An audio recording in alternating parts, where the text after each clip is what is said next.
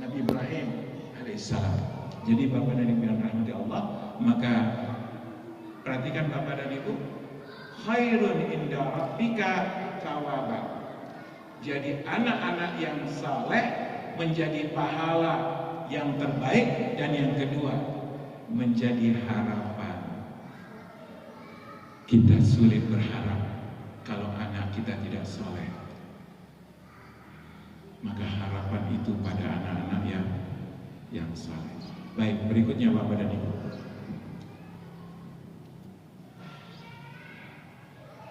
Problem kita ketika punya anak yang tadi itu, Pak. Kadang-kadang nggak mikir.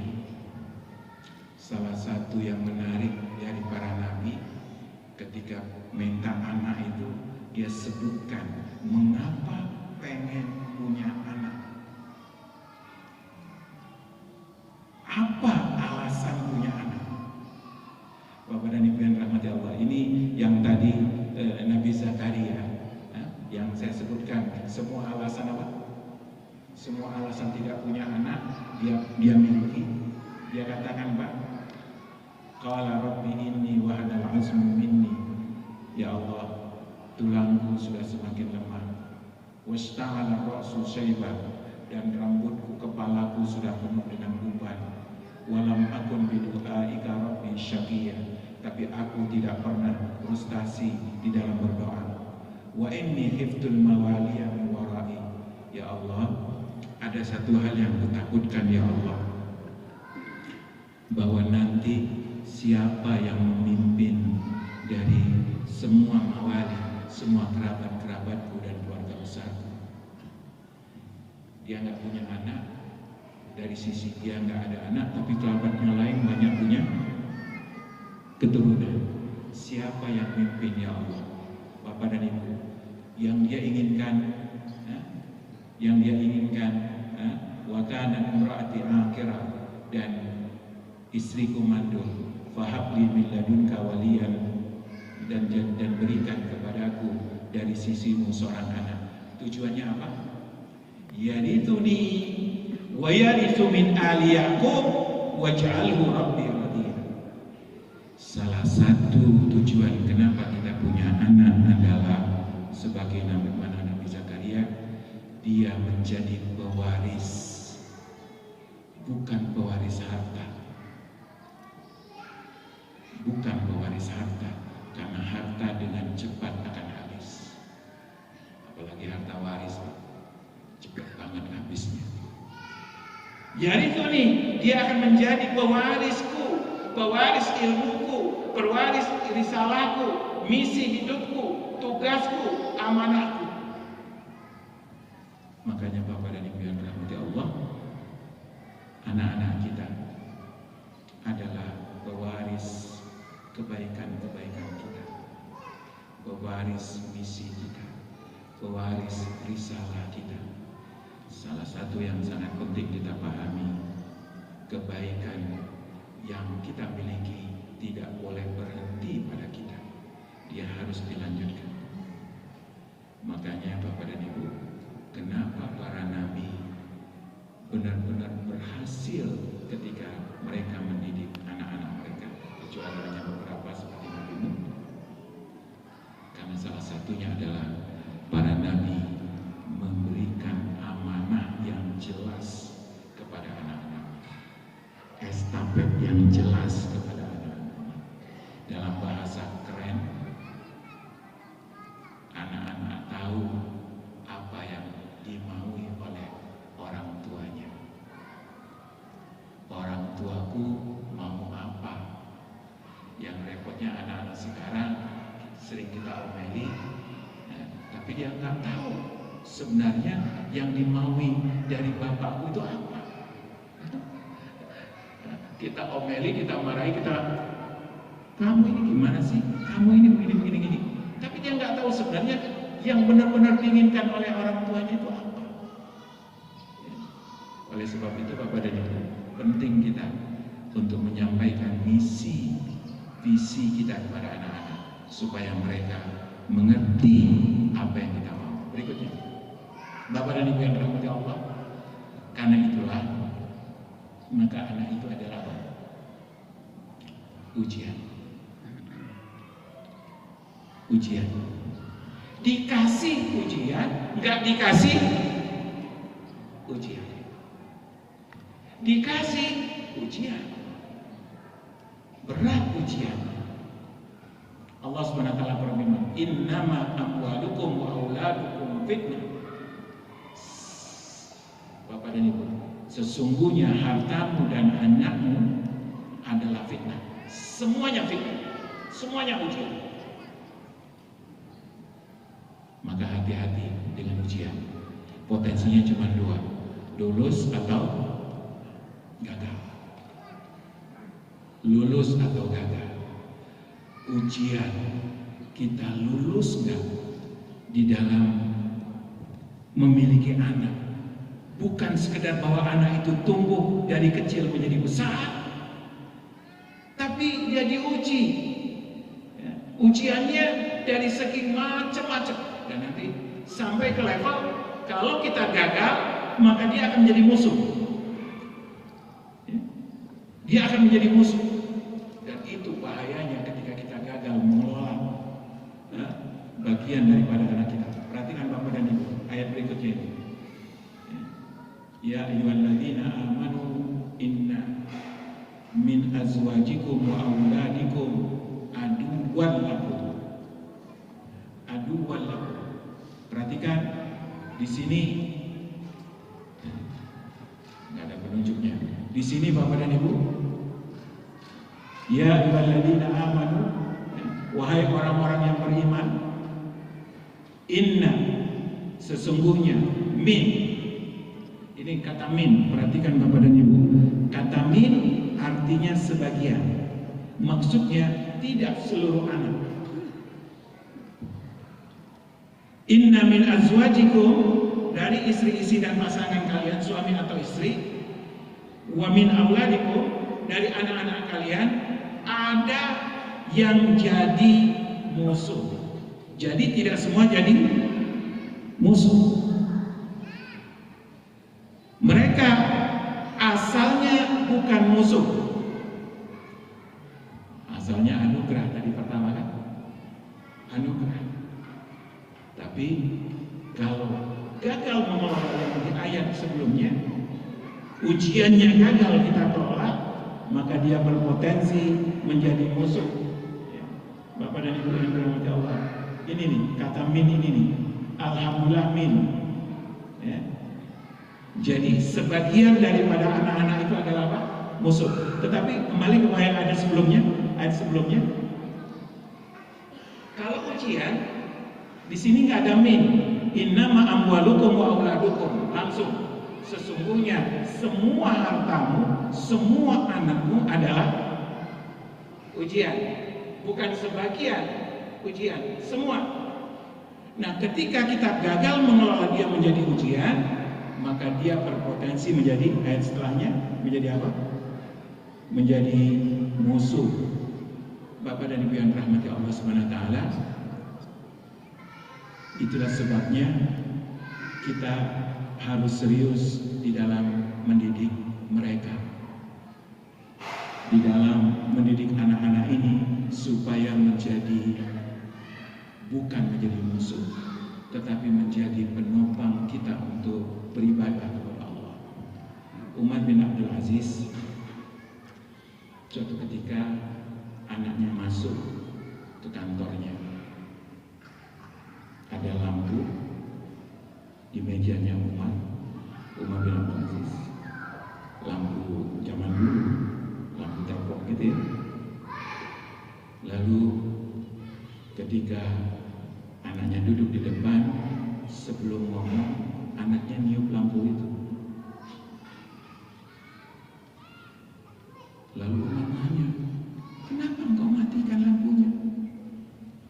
Mohon maaf Bapak, aku mau ngomong masalah keluarga, masalah kita, bukan masalah negara. Lampunya milik negara. Oleh sebab itu aku matikan supaya kita tidak mengambil hak negara yang bukan semestinya kita gunakan. Langsung Umar bin Abdul Aziz angkat tangan, ya Allah, terima kasih ya Allah, Engkau berikan aku anak yang membantuku untuk taat kepada Allah. Kebayang Bapak dan Ibu? Dia tahu bahwa lampu itu milik negara. Kalau ngomong masalah urusan keluarga, nggak ada urusan dengan minyak yang dibakar oleh lampu itu. Dia matiin. Membantu untuk taat kepada Allah, membantu untuk takut kepada Allah, membantu untuk mengingatkan. Luar biasa Bapak dan Ibu yang dirahmati Allah. Ketika anak-anak kecil, ada seorang wali santri yang iseng pagi-pagi nyuci mobil dengan anaknya. Lalu mobil yang dicuci banyak banget. Lalu kata anaknya dengan gampangnya, Pak, ini mobil banyak banget, jual aja satu, sedekahin. Bapaknya dengar itu langsung mengalirkan air mata. Padahal mungkin bagi anak itu sesuatu hal yang bukan yang serius, yang sederhana, tapi itu refleksi bagaimana anak memahami. Alhamdulillah, sebaliknya, ketika anak-anak menggerogoti kita untuk mencari apapun demi untuk memenuhi kemauannya, menggerogotin kita untuk mencari harta halal haram demi memenuhi kemauannya. Dan apa yang terjadi kalau yang sedemikian? Bapak dan Ibu yang dirahmati Allah SWT, satu hal yang sangat serius, betapa banyak orang tua yang terbawa masuk surga dengan anaknya, dan itu adalah kenikmatan. Dan na'udzubillah kalau sebaliknya. Berikutnya, ya, ini dia anak yang bisa menarik ke neraka Bapak dan Ibu yang dirahmati Allah. Ya ayyuhalladzina amanu qu anfusakum wa ahlikum nar. Wahai orang-orang yang beriman, jagalah diri-diri kalian dan keluarga kalian dari api neraka. Bapak dan Ibu, perhatikan ayat ini. Jagalah diri dan keluarga. Kenapa jaga diri dan keluarga? Karena diri dan keluarga ini gak terpisah. Kita selamat, anak kita gak selamat, kita ke bawah. Kita ke bawah. Dia akan tuntut kita. Dia akan tuntut kita. Dan sebaliknya, ketika keluarganya selamat, anaknya selamat, orang tuanya misalnya nggak selamat, anak kita bisa mintakan syafaat kepada Allah dengan kesolehannya, dengan doa-doanya. Betapa banyak kubur-kubur yang dilapangkan oleh Allah karena doa-doa anak-anak mereka. Berapa banyak amal-amal yang tidak dikerjakan oleh seseorang lalu dia dapatkan pahalanya karena dikerjakan oleh anak-anaknya. Makanya kita tidak boleh sekedar menyelamatkan diri kita, tapi selamatkan anak kita. Bapak dan Ibu yang dirahmati Allah, api neraka, dan setiap jengkal daripada api neraka itu, Bapak dan Ibu yang dirahmati Allah, ada dosa-dosa yang manusia dimasukkan ke dalamnya karena dosa-dosa tersebut. Anak-anak, doa mereka akan sangat mustajab. Semalam saya sampaikan, seseorang Pak, kalau sudah masuk ke kuburan, yang pertama yang dia harapkan dari anaknya bukan duitnya, bukan jabatannya, bukan posisinya, Tapi apa? Doa. Dan disitulah baru terasa nikmatnya punya apa? Punya anak. Nikmatnya punya anak di situ. Terasa nikmatnya di situ. Ketika nanti dia berdiri di depan jasad kita, lalu di belakangnya jemaah banyak, dia mimpin Allahu Akbar. Suara itu sangat indah. Dia mimpin sholat. Dia doakan kita. Mudah-mudahan Allah SWT jadikan anak kita seperti itu, insyaallah. Amin. Nah, Bapak dan Ibu yang dirahmati Allah, kalau kita nggak berhasil, maka kita akan ditarik masuk neraka. Atau sebaliknya, nauzubillah. Berikutnya, ini yang bahaya. Ini yang bahaya. Kalau tadi anak yang narik, kalau sekarang apa? Orang tuanya.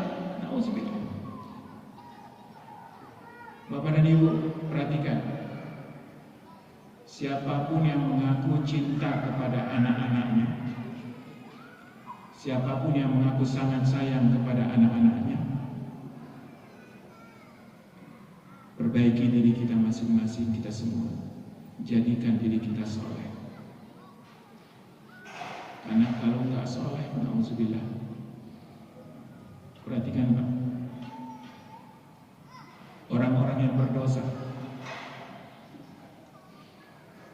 yubassarunahum, nanti kalau sudah berdiri di pinggir neraka, saling lihat. Saling lihat. Siapa yang berdiri di pinggir neraka? Yubassarunahum, mereka saling melihat. Siapa? Ada orang-orang dekat saya? Ada orang saya cintai enggak? Ketika berdiri di pinggir neraka, ketakutan luar biasa. Mereka berusaha untuk memanfaatkan semua yang bisa dimanfaatkan. Bapak dan Ibu dalam hati, yawadul mujrim. Makanya kalau kita ingin berbuat dosa, ingat anak-anak kita. Yawadul mujrim, kata Allah, orang-orang yang berdosa akan melakukan, berharap bisa melakukan, lau yaftadi min adzab yauma idzin bibani, seandainya saja dia bisa menebus dirinya ketika akan dilemparkan ke dalam neraka. Dia berpikir, dia berusaha, kalau bisa dia tebus dirinya, jangan dia yang masuk neraka, jangan dia yang masuk neraka. Lau yaftadi, dia tebus, dia kasih tumbal atau dia kasih apa? Pengganti. Ya Allah, jangan aku ya Allah yang dilemparkan ke dalam neraka. Aku berikan ya Allah. Siapa? Siapa yang pertama? Nauzubillah. Anak-anak kita. Anak-anak kita. Tahu nggak kenapa? Yang pertama anak-anak. Kenapa bukan yang lain? Karena kita merasa paling berjasa terhadap mereka. Kita merasa paling berjasa terhadap mereka, paling dekat dengan mereka. Jangan aku ya Allah, anak-anak. Maka bahaya banget Bapak dan Ibu yang dirahmati Allah, ketika kita meremehkan dosa-dosa Allah, lalu kita mengaku cinta kepada anak-anak. Maka salah satu bukti bahwa kita cinta kepada anak-anak, kita jadikan diri kita yang soleh. Nanti kita yang menarik mereka, bukan kita yang melemparkan mereka ke dalam api neraka. Dan ini menarik urutannya, ibu-ibu perhatikan. Ya. Yang pertama siapa? Anak-anak, urutannya. Kalau anak-anaknya nggak ada, dia minta siapa yang jadi pengganti? Hah? Pasangan hidupnya, istri atau suami. Makanya Bu, mohon maaf Bapak, kalau orang cinta pasangannya, dia berusaha untuk jadi soleh. Ya. Kalau ada suami nggak sholat, istri nggak sholat, sampai ini buktikan cintamu dengan kesolehanmu. Kenapa? Karena kalau nggak sholat dilemparin ke dalam neraka, dan kalau nggak mau dia akan ngomong kepada Allah, pasanganku itu aja Pak, istriku atau suamiku aja. Ya, makanya jadi korban orang yang paling dicintai. Mas, bangun mas, ya, buktikan cintamu dengan apa? Dengan sholat. Wa akhi, saudara-saudaranya, wa fasilatihi allati tuwi, dan keluarga besarnya, dan siapapun yang ada di bumi. Makanya mohon maaf Bapak dan Ibu, sekarang ini lagi rame orang-orang yang membela kebatilan atas nama HAM. Itu nanti kalau ditutup bagaimana nasib mereka, nafkahnya? Ya. Kalau dicabut izinnya nanti nafkahnya gimana? Wah gitu ya, atas nama apa? Kemanusiaan. Orang begitu Pak, nanti kalau dia mau masukin ke dalam neraka dia teriak-teriak, ya Allah jangan aku ya Allah, semua manusia masukin ke neraka, yang penting aku selamat. Nggak ada lagi HAM. Lupa dia dengan HAM kalau sudah berhadapan dengan apa?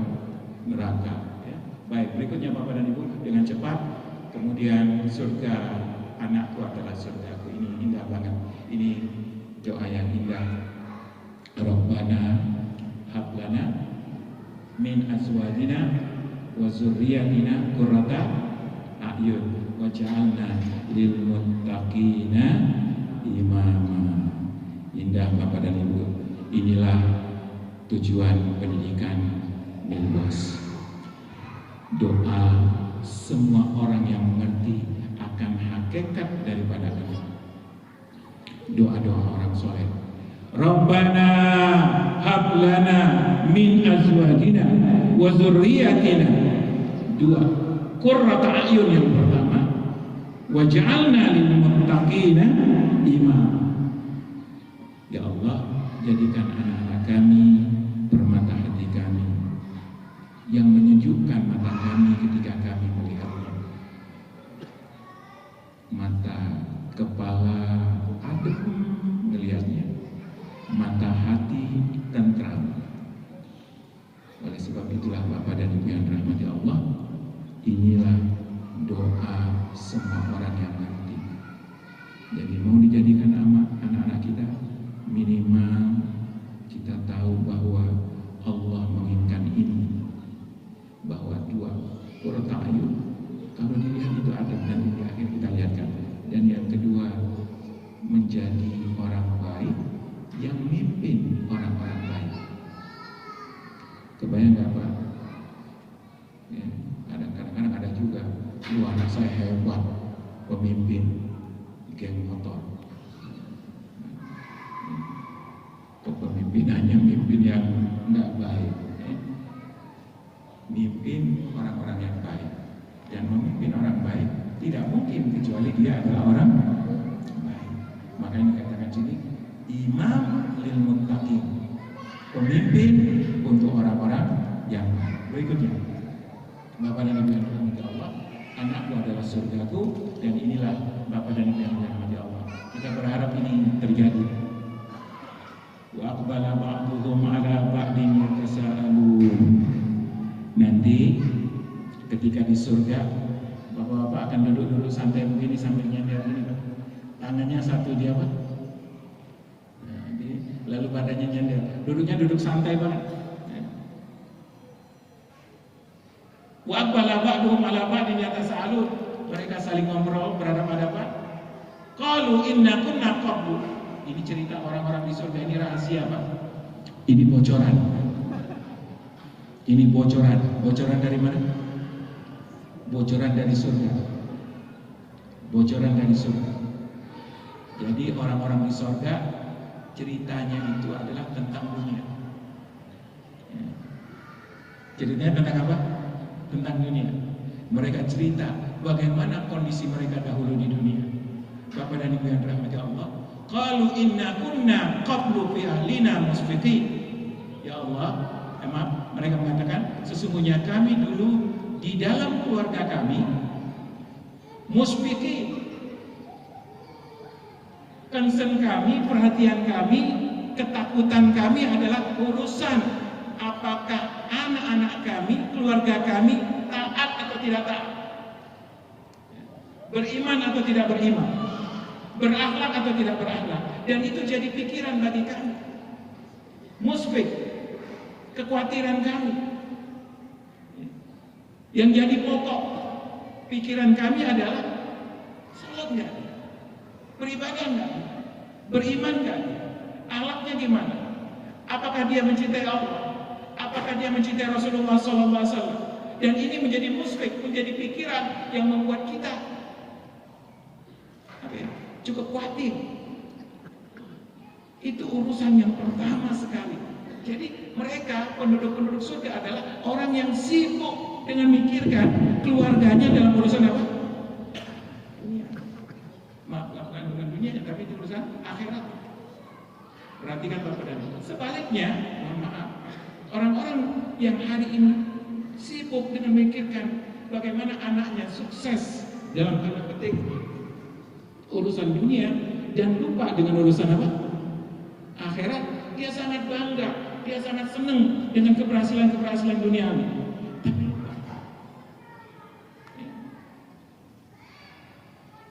Hari ini kami sangat takut dengan neraka, dan kami berusaha anak-anak kami takut. Lalu famanallahu alaina, maka Allah berikan kepada kami ampunannya. Wa waqana adzabas samum. Perhatikan Bapak, kata para ulama, tidak mungkin dua aman berkumpul sebagaimana tidak mungkin dua ketakutan berkumpul. Apa maksudnya? Kalau di dunia merasa aman, kemungkinan di akhirat penuh ketakutan. Kalau di dunia merasa aman, di akhiratnya penuh ketakutan. Enggak mungkin di dunia aman, di akhirat apa? Dia merasa aman di dunia, enggak takut, maksiat aman, berbuat salah aman, hidup semaunya merasa aman. Itu sifat daripada orang-orang kafir atau munafik. Orang-orang yang beriman ada kekhawatiran, ada ketakutan. Jangan-jangan ada dosa, jangan-jangan nggak maksimal, jangan-jangan belum baik, jangan-jangan dan seterusnya. Ada kekhawatiran. Orang beriman takutnya sekarang, amannya nanti. Orang-orang kafir dan orang-orang munafik, nauzubillah, dia merasa aman sekarang, nanti akan apa? Penuh ketakutan. Nah ini dikatakan kami takutnya kapan Pak? Sekarang. Lalu Allah berikan rasa aman dan keselamatan kapan? Di akhirat. Inna kunna min qablu nad'u. Kami setiap saat ketika di dunia selalu berdoa, selalu sholat, selalu beribadah. Innahu huwal barrur rahim. Jadi Bapak dan Ibu yang dirahmati Allah, maka anak-anak kita memang yang kita khawatirkan dari mereka adalah iman mereka, akidah mereka, ibadah mereka, akhlak mereka. Sambil kita juga harus memperhatikan dunia mereka. Tapi yang pertama menjadi hal yang sangat serius. Kenapa? Kalau dunia salah satu yang pasti dan dijamin oleh Allah Subhanahu wa ta'ala. Baik, berikutnya. Ini dia, ini kelanjutnya. Dan kalau ini terjadi indah banget. Walladzina amanu, orang-orang yang beriman, wa taba'athum dzurriyyatuhum biiman, orang-orang yang beriman dan diikuti oleh anak cucunya, keturunannya beriman pula. Dia beriman, lalu anak cucunya apa? Beriman pula. Perhatikan Bapak. Alhaqna bihim dzurriyyatahum. Kalau tadi orang tua yang mengorbankan apa? Anak. Kalau ini indah banget. Anaknya yang ditarik. Alhaqna bihim dzurriyyatahum. Kami tarik, kami ikutkan anak keturunannya masuk ke level mereka. naik ke level mereka, ke level orang-orang tuanya. Naik ke level orang-orang tuanya, Bapak dan Ibu yang dirahmati Allah. Wa ma alatnahum min amalihim min syai', dengan nampak jadi enaknya dan hebatnya pemurahnya Allah. Anaknya dinaikkan, orang tuanya nggak diturunkan. Biasanya kan ketemunya di tengah ya, yang di atas turun, yang di bawah apa? Naik. Ini enggak, orang tuanya tetap di level yang tinggi, anaknya yang dinaikkan. Makanya disinilah pentingnya kita semua menjadi orang-orang tua yang soleh, insya Allah. Dan ini surga paling enak. Ini surga paling enak. Masuk surga itu enak, pasti enak, sangat enak. Tetapi akan kurang nikmat, kurang sempurna kalau berpisah dengan anak-anak. Maka puncak kenikmatan surga adalah ketika anak-anak kita pun digabungkan dengan kita. Oleh sebab itu Bapak dan Ibu yang dirahmati Allah, mudah-mudahan anak-anak kita dan kita semua dikumpulkan di surga Allah Subhanahu wa ta'ala. Amin, amin, amin ya rabbal alamin. Berikutnya ya, ini terakhir kesimpulannya, dan ini semalam sudah dibahas oleh Ustaz siapa? Syahwat sedikit. Ini kesimpulannya Pak. Jadi apa yang kita inginkan dari anak-anak kita? Yang diinginkan, yang sesungguhnya adalah apa yang dibaca oleh Nabi Ibrahim alaihissalam dalam doanya. Bapak dan Ibu, Nabi Ibrahim itu punya anak sudah tua. Lalu setelah punya anak, anaknya diapain? Disuruh diantar kemana? Ke Mekah, di tempat yang tidak ada kehidupan. Saya ulang, di tempat yang tidak ada kehidupan. Gersam, tumbuhan nggak hidup, gersam, air nggak ada. Jangankan orang, burung pun malas terbang di situ. Gersam, Bapak dan Ibu. Ke tempat itulah Nabi Ibrahim diperintahkan oleh Allah untuk meletakkan anaknya, istrinya. Perhatikan Bapak dan Ibu yang dirahmati Allah. Nabi Ibrahim sedang diuji. Nabi Ibrahim sedang diuji tentang dua orang yang paling dia cintai, anak yang memberikan dia istri yang memberikan dia anak, dan seorang anak yang ditunggu berapa tahun? Puluhan tahun. Terus diminta ditinggalkan. Setelah anak dan istrinya dia tinggalkan di situ, dia balik ke Palestina. Bapak dan Ibu yang dirahmati Allah, perhatikan apa yang didoakan oleh Nabi Ibrahim untuk anak dan istri. Ini menjadi teladan bagi kita. Rabbana, wahai Tuhanku, inni askantu, aku tinggalkan min dzurriyyati, anak keturunanku Ismail dan ibunya, biwadin, di lembah, ghairi zi zar'in, di lembah yang tidak ada tumbuh-tumbuhan, tidak ada air, tidak ada kehidupan. Bapak dan Ibu, Nabi Ibrahim membaca ini untuk menyatakan dengan sadar, wahai Allah, aku tinggalkan anak dan istriku di tempat yang tidak ada kehidupan, maka kemungkinan besar anakku mati. Tapi yang hebatnya Bapak dan Ibu yang dirahmati Allah, Nabi Ibrahim minta kepada Allah. Apa yang diminta? Kalau Bapak dan Ibu bayangkan, doanya belum kita ketahui. Sekarang bayangkan Bapak dan Ibu ninggalin anak di tempat yang tidak ada kehidupan, nggak ada beras, nggak ada air, nggak ada makan makanan, nggak ada teman, nggak ada pohon. Kira-kira apa minta kepada Allah, Bapak dan Ibu? Minta apa? Minta keselamatan dulu ya. Minta makanan dulu kan? Ya Allah, tempatnya ya Allah nggak ada air, ya Allah kasih hujan ya Allah. Tempatnya nggak ada makanan, ya Allah kasih makanan ya Allah. Selamatkan ya Allah. Itu permintaan kita. Karena kita anggap bahwa hidupnya anak itu penting. Tapi hebatnya Nabi Ibrahim. Nabi Ibrahim tidak sama sekali menyinggung tentang mati atau hidup.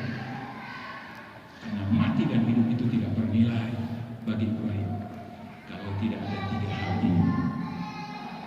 Maka dia katakan, dia minta kepada Allah, Rabbana liyuqimus shalah. Wahai Allah, jadikan anak-anakku itu orang-orang yang mendirikan sholat. Bapak, Ibu, kebayang nggak? Hidup aja belum tentu. Hidup aja belum tentu. Boro-boro mau mendirikan sholat, hidup aja belum tentu. Tapi Nabi Ibrahim nggak minta hidup. Kenapa? Kenapa Bapak? Karena hidup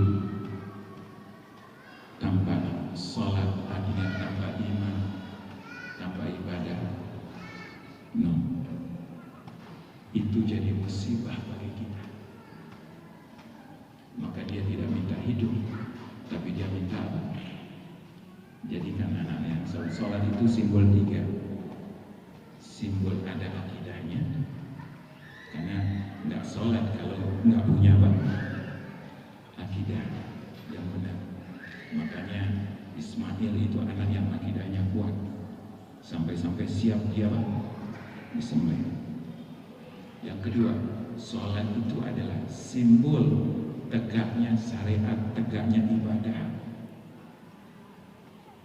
Maka sholat itu Pak, sesuatu yang pertama yang menjadi urusan kita di akhirat.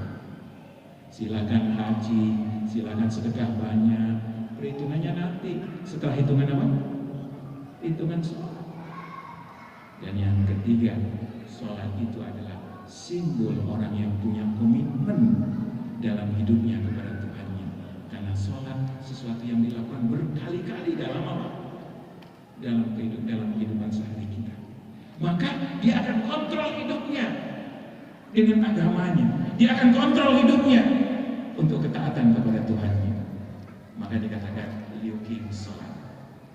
Jadi ini yang pertama kita inginkan dari anak-anak kita, mudah-mudahan menjadi orang-orang yang menjaga sholatnya karena akidahnya benar, ibadahnya bagus, dan komitmen kepada agamanya totalitas dalam 24 jam. Yang kedua dia minta apa Pak? Lima. Faj'al afidatan minan nasi tahwi. Ya Allah, jadikan anak-anakku itu ya Allah, anak-anak, kalau bahasa singkatnya, anak-anak yang semua hati orang cinta dan sayang kepadanya. Sayang kepadanya, rindu kepadanya. Karena akhlaknya, karena budi pekertinya, karena perilakunya, karena sikapnya. Yang pertama ibadah, akidah ibadah. Yang kedua apa? Akhlaknya. Makanya doa ini makbul nggak Pak? Makbul semua. Puncaknya manusia yang paling dirindukan, manusia yang paling pengen banget. Orang datang, bahkan ke kuburannya. Siapa? Rasulullah SAW, cucunya dari Ibrahim alaihissalam, cicitnya dari Ibrahim. Ya Allah, jadikan dia orang yang beragama, komitmen kepada Allahnya tinggi, akhlaknya bagus. Dan yang ketiga baru, warzuqhum minat tamarat la'allahum yashkurun. Ya Allah, kasih dia rezeki buah-buahan. Maksudnya kasih dia kemampuan untuk hidupnya, bisa makan, bisa minum, bisa punya harta, bisa punya rumah, bisa punya apapun ya Allah. Tapi ya Allah, jadikan semua itu agar mereka bersyukur, bukan untuk sombong, bukan untuk bangga, tetapi untuk apa? Nah, tiga inilah Bapak dan Ibu yang dirahmati Allah SWT yang menjadi keinginan kita. Bener kan? Bener nggak? Tiga ini yang keinginan kita. Inilah yang menjadi fokusnya juga Milbos. Yang pertama akidah dan ibadah mereka. Yang kedua akhlak, perilakunya. Baru yang ketiga ilmu dunianya. Bukan untuk minterin, tapi untuk mensyukuri. Bukan untuk nipu, tapi untuk berbakti. Bukan untuk mengakui, tapi untuk memberi. Nah, Bapak dan Ibu yang dirahmati Allah, tiga ini sebenarnya yang disebut dengan qurrata ayun, dan dialah orang yang pantas menjadi imam untuk umat. Pribadi, akhlak Islamnya bagus, dan yang kedua akhlaknya apa? Bagus, dan yang ketiga ilmu dunianya enggak tinggal. Tapi itu nomor berapa, Bu? Pak, ilmu dunia nomor berapa? Nomor 3, jangan terbalik. Jangan terbalik ya. Anak-anak kadang-kadang sudah akhlaknya bagus, ibadahnya bagus ya. Pas nilai mati-matinya kurang bagus, diomelin juga ya. Ini penting loh, penting sih penting, tapi hargai yang pertama ya. Karena yang pertama yang akan menyelamatkan kita, yang kedua yang akan membanggakan kita. Anak-anak yang berakhlak, anak-anak yang mempunyai perilaku yang baik, itu akan membanggakan. Itulah anak-anak yang qurrata ayun. Nah, jadi tiga ini Bapak dan Ibu yang kami anggap kita bisa sepakati, tiga hal yang kita mau dari anak-anak kita. Bisa setuju? Ya? Pertama apa? Akidahnya, akidah dan ibadahnya. Makanya di sini poin ini sangat penting. Mohon maaf, pelajaran agama memang bobotnya akan sangat banyak. Kenapa? Karena kita ingin anak-anak kita mengerti dengan agamanya. Dan belajar agama itu Bapak dan Ibu adalah belajar hidup. Saya ulang, belajar agama adalah belajar apa? Belajar hidup. Maka orang yang tahu agama tahu cara hidup. Zaman sekarang Bapak dan Ibu, banyak orang yang coba-coba untuk hidup. Halal haram sikat dulu ya. Kalau ada yang teriak baru dibalikin ya. Dia coba-coba ya. Padahal hidup untuk tidak dicoba-coba, karena hidup ini berisiko. Hidup ini berisiko. Risikonya apa?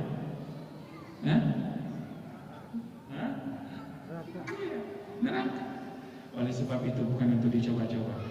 Karena itu Bapak dan Ibu yang dirahmati Allah SWT, kemana pendidikan Milbos secara umum adalah doa Rabbana hablana min azwajina wa dzurriyyatina qurrata a'yun waj'alna lil muttaqina imama. Kontennya ada 3, liyuqimus shalah, akidah dan ibadah, faj'al afidatan minan nasi tahwi ilaihim, akhlaknya, karakternya, dan yang terakhir adalah warzuqhum minat thamarat. Kita juga mengajarkan kepada mereka ilmu umum yang insya Allah nggak kalah ya. Insya Allah nggak kalah ya. Mudah-mudahan yang maju mereka yang ikut olimpiade segala macam kita support, tetapi semua itu setelah nomor 1 iman dan akidah, dan yang kedua adalah akhlaknya. Mudah-mudahan Allah SWT membuat kita berbahagia dengan anak-anak kita di dunia dan membahagiakan kita nanti di akhirat, membanggakan kita dengan iman, dengan akhlak dan perilakunya, dan membanggakan kita insya Allah di dunia di akhirat dengan semua amal ibadahnya yang mengalir kepada kita. Oleh sebab itulah Bapak dan Ibu yang dirahmati Allah, kita lanjutkan langsung aja terus kita lanjutkan. Oleh sebab itu Bapak dan Ibu yang dirahmati Allah, ya terus ya ini qurrata ayun ya. Jadi qurrata ayun itu membahagiakan ketika bertemu.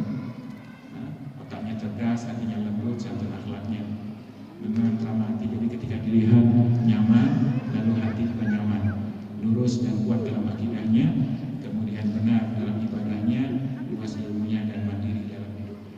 Bapak dan Ibu yang dirahmati Allah Subhanahu wa taala, perhatikan poin mandiri mendidik anak-anak kita untuk mandiri? Sepakat ya? Maka jangan terlalu banyak support yang tidak membuat mereka mandiri. Ya, atas nama kasih sayang, maka anak kita nggak mandiri. Di sini Bapak dan Ibu, mereka salah satu contoh, mereka diajarin makan apa yang ada, dan insya Allah yang ada, yang Bapak makan itu makanan mereka. Yang Bapak makan itu adalah apa? Makanan mereka, cuma ditambah satu lauk supaya lebih enak untuk Bapak dan Ibu. Tapi mereka itu. Jadi mereka selalu 3 lauk sehari. Selalu 3 lauk. Ada lauk inti, apa daging, apa ayam, apa ikan atau seafood gitu ya. Lalu ada tambahan tempe, tahu, macam-macam lah, kadang-kadang kentang goreng, punya tambahan. Yang ketiga ada sayur saudara. Nah, yang jadi masalah adalah apa? Anak-anak nggak suka makan di dapur. Gara-gara apa? Parcel terlalu banyak. Parcel dari rumah, takut banget ketika anaknya nggak makan. Makanya kita gagal mendidik mereka. Tolong makan apa yang kita, hari ini ada sayur ini, besok sayur itu, besok. Dan kita selalu kasih, murabinya kasih nasihat, ini bagus, selalu ada dokter yang ngasih sayur ini penting. Tapi anak-anak dikirimin parcel, akhirnya nggak makan di dapur, dia sudah kenyang. Perhatikan Bapak dan Ibu, kita tidak mendidiknya menjadi mandiri karena kita terlalu jaga banget. Oleh sebab itu Bapak dan Ibu, mohon maaf, salah satu keberhasilan mendidik anak di pesantren harus tega. Harus tega. Kenapa? Karena pasti nanti pertemuan pertama dia akan mengeluhkan segala macam hal. Di sini dingin, ini itu. Ketika ibu mengatakan, oh iya ya, kasihan ya, udah dia pulang aja. Kata setan, yes. Harus tega kepada ibu. Kenapa? Bu, tega nggak Nabi Ibrahim meninggalkan Ismail? Tega nggak? Kebayang apa?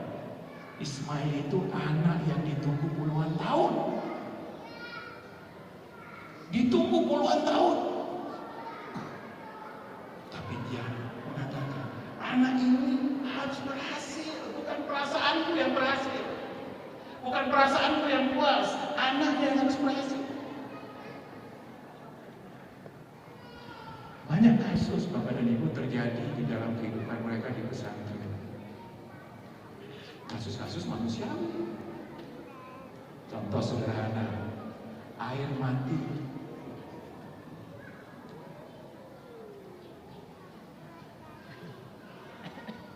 Air mati. Boleh nggak air mati? Dan semua kita nggak ada menginginkan air mati. Kita pun di sini nggak menginginkan air mati. Ada 3 pipa. Kita ambil air dari atas. Kalau mati 1, masih ada 2. Mati 1, masih ada lagi. Tapi ketika mati memang kondisinya nggak akan sebanyak yang biasanya. Tapi ketika itu ditangkapi sangat serius. Aduh, ini pesantren ngurusnya gimana sih? Kok air mati? Seperti PAM DKI nggak pernah mati airnya. Jadi artinya bahwa ada proses yang kadang-kadang sengaja ditakdirkan oleh Allah. Dan kita bersyukur ketika dia mengatakan air mati di sini, repot mandinya, repot itunya. Nah, jangan langsung nanggapi. Nah, kita Bapak dan Ibu untuk mendidik itu persis harus ada kerjasama antara pesantren Siti Hajar dengan Ismail dengan Ibrahim. Keren gak Pak? Siti Hajar berhak gak untuk ngomel? Siti Hajar berhak gak untuk ngomel? Berhak, harusnya pahanya Ismail habis itu. Dicubit-cubitin oleh siapa? Kebayang Pak, Bang Toyib gak pulang berapa? 3 bulan aja rame jadi lagu ya. Gimana Ibrahim gak pulang berapa tahun? Tapi indahnya ketika sang suami yaitu Ibrahim datang, alhamdulillah Ibrahim tidak dipanggil Om. Bahkan Ismail tahu siapa bapaknya. Pak, kebayang gak Pak? Baru ketemu setelah sekian tahun, langsung ngomongnya Pak, sembelih menyembelih. Betul? Dan hebatnya Ismail ketika bapaknya mengatakan, nah ini ara fil manam anni azbahuka, nah aku melihat di dalam mimpiku aku menyembelihmu. Lalu sang anak ketika diminta pendapat, "Fangkur ma'adha tara," bagaimana pendapatnya langsung. Pendapatnya memberikan gambaran bahwa dia tahu benar siapa bapaknya. Dia tahu benar siapa bapaknya. Karena ibunya Siti Hajar setiap hari cerita tentang bapaknya, walaupun bapaknya enggak apa. Makanya ketika bapaknya mengatakan, "Nah, aku mimpi untuk menyembelihmu," kata Ismail, "Ya abadi, wahai bapakku satu-satunya." Jadi pakai kata ti di situ, tak di situ artinya bapakku satu-satunya, memang satu.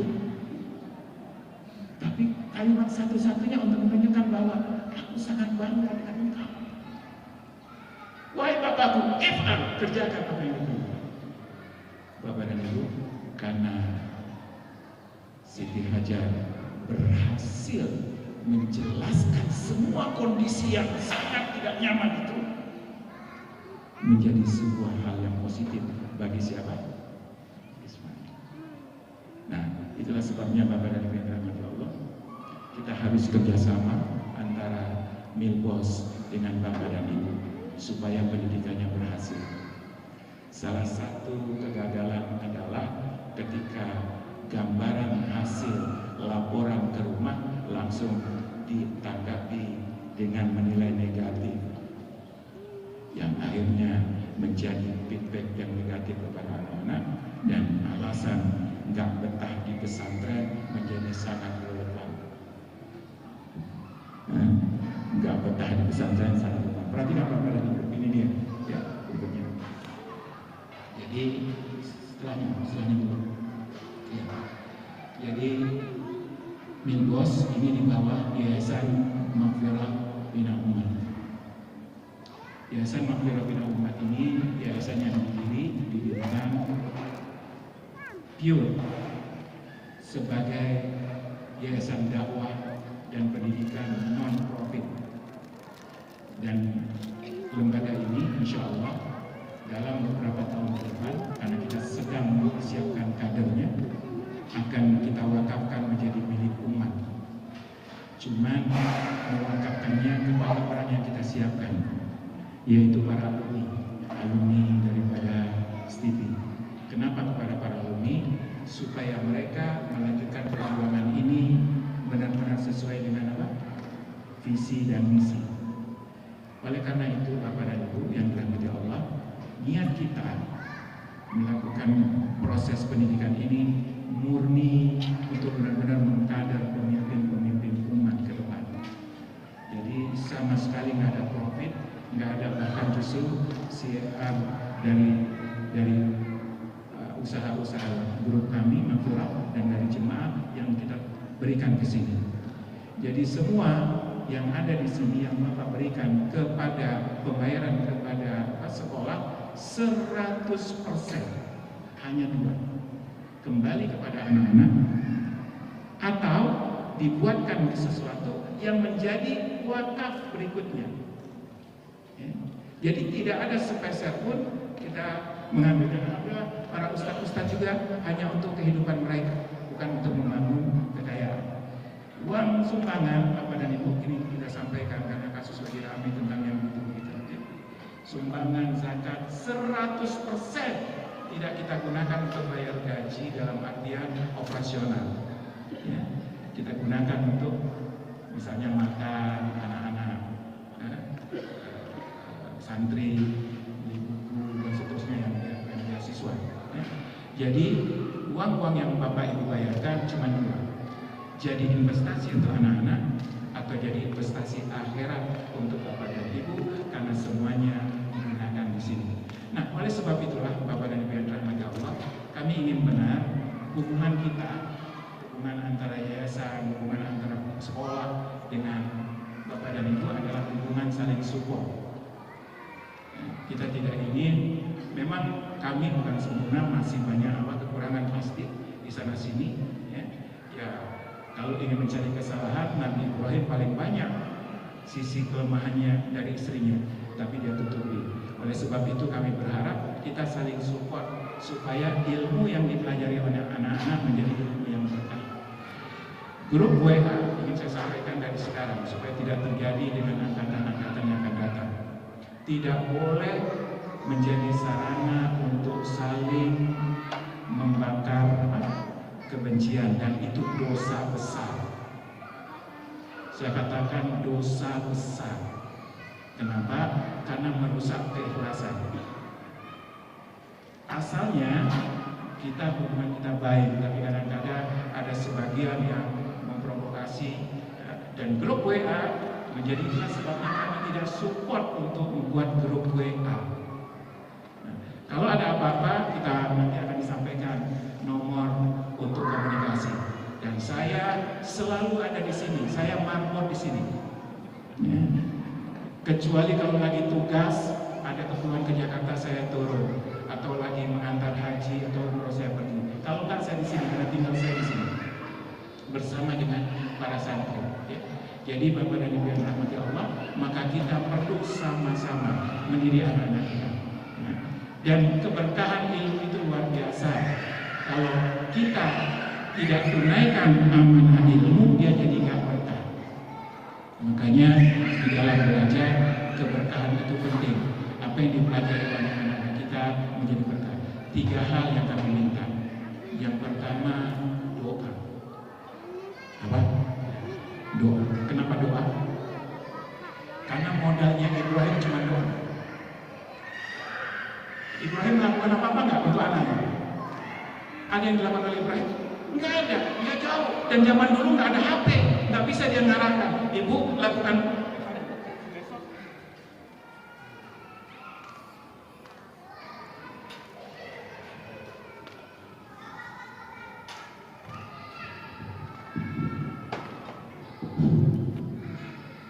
Arahkan Siti Hajar. Yang bisa dilakukan satu-satunya apa? Doa.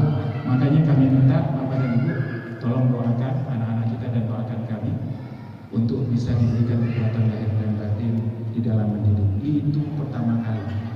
Yang kedua, Bapak dan Ibu yang dirahmati Allah SWT, kami berharap sekali Bapak dan Ibu memberikan masukan-masukan yang sangat mensupport pendidikan ini. Kenapa? Karena di era sekarang ini Bapak dan Ibu, apa yang kami sampaikan ini ada aneh. Di era sekarang itu terbalik, bukan yang pertama bukan iman dan takwa itu tadi. Yang pertama skill itu, makanya orang cari sekolah nanti bisa kerja di mana, bisa dapat apa, kerjanya kira-kira bonafit atau enggak kan gitu. Maka kita butuh support banget, dan anak-anak kita kadang-kadang juga terpengaruh dengan apa? Teman-temannya. Maka anak-anak itu orientasinya kadang-kadang kalau tidak kita arahkan, dia akan mirip. Oh, di luar enak, bisa pegang HP, bisa punya channel, bisa terkenal gitu. Maka kita butuh banget support dari Bapak dan Ibu yang dirahmati Allah untuk memperkuat. Maka ketika semangat anak-anak tersebut kadang-kadang turun naik, yang semangat orang tuanya yang harus tetap apa? Tegak. Dan yang terakhir, Bapak dan Ibu yang dirahmati Allah SWT, kita di Maghfirah ini, di kampung Maghfirah ini ingin banget yang berkembang itu bukan hanya anak-anak, tapi kita semua juga saling berkembang. Oleh sebab itu kami ajak Bapak dan Ibu, nanti ketika acara-acara kegiatan di kampung Maghfirah sudah ada, salah satu yang akan kita buat adalah setiap bulan sekali kita buat mabit khusus untuk wali santri, supaya kita semakin menguatkan visi dan misi kita, niat kita, sekaligus kalau berkunjung ke sini nuansanya bukan hanya ngelihat, tapi juga ada nuansa hati, nuansa ibadah, dan nuansa meningkatkan ketakwaan kepada Allah Subhanahu wa Ta'ala. Jadi yayasannya adalah Maghfirah Bina Umat. Mudah-mudahan doakan dalam 3 tahun ke depan ketika alumni sudah ada, kita akan ikrarkan sehingga umurnya yayasan yang terlembaga ini, badan wakaf ini, bisa umurnya panjang ratusan tahun kalau bisa, seperti Al-Azhar Mesir yang sekarang umurnya 1082 tahun. 1082 tahun. Masya Allah. Mudah-mudahan ini juga menjadi amal jariah kita semua, karena Bapak dan Ibu adalah orang-orang yang mensupport kita. Terima kasih. Dan terakhir, balikin lagi tadi, ya, pendidikan di sini adalah pendidikan 6 tahun, MTS dengan MA. Kurikulum sederhananya Bapak dan Ibu, di MTS-nya kita fokus banget kepada qurrata a'yun, bagaimana mereka menjadi anak-anak yang berbakti, dan di MA kita fokus menjadikan mereka pemimpin dengan 3 kurikulum. Kurikulum pertama adalah kurikulum agama. Di 2 tahun terakhir di MA kita ingin banget mereka mempunyai kapasitas yang cukup untuk merujuk kepada referensi Islam. Makanya di 2 tahun terakhir di MA mereka nanti ada yang disebut dengan mulazamah, duduk bersama syekh untuk mengkaji kitab-kitab, ya. Itu kurikulum pertama. Kurikulum kedua adalah kurikulum masuk perguruan tinggi top negeri, ya. Kita berusaha anak-anak kita akan sudah membuat kesempatan untuk mendidik anak-anak kita dengan bimbel yang bisa mengejar perguruan tinggi negeri atau perguruan tinggi luar negeri, insya Allah. Dan yang ketiga adalah kurikulum kepemimpinan, materi-materi kepemimpinan dan latihan kepemimpinan akan kita berikan mereka di tingkat alia. Inilah paket pendidikan 6 tahun, yaitu MTS dengan MA. Demikian Bapak dan Ibu yang dirahmati Allah, mudah-mudahan dengan penyajian ini kita bisa sepakat di dalam mendidik anak-anak kita, bahwa kita akan membawanya kemana dan apa yang akan kita berikan kepada mereka. Terima kasih. Billahi taufiq. Assalamualaikum warahmatullahi wabarakatuh.